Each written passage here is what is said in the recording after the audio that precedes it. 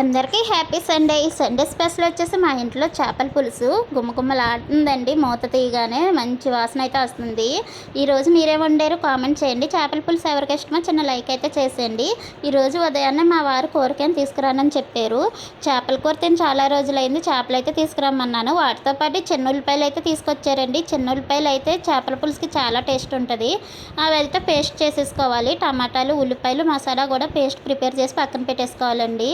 Stove వెలిగించుకొని గిన్నె పెట్టుకుని నూనె వేసుకోవాలి. నూనె వేడెక్కిన తర్వాత ఉల్లిపాయ పేస్ట్, టమాటా పేస్ట్ వేసుకుని పచ్చివాసన పోయే వరకు వేయించుకోవాలి.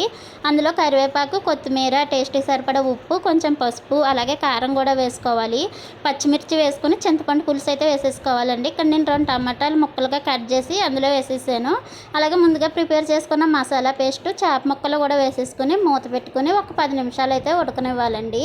చూడండి, మూత తీయగానే మంచి స్మెల్ అయితే వస్తుంది. చేపల పులుసు అయితే రెడీ అయిపోయింది. లాస్ట్గా కొత్తిమీర వేసుకుని స్టవ్ ఆపేసుకుని మూత పెట్టుకుని ఇప్పుడు తినే కన్నా కొంచెం చల్లారాక తింటే చాలా టేస్ట్ ఉంటుందండి. వీడియో నచ్చితే లైక్ చేయండి.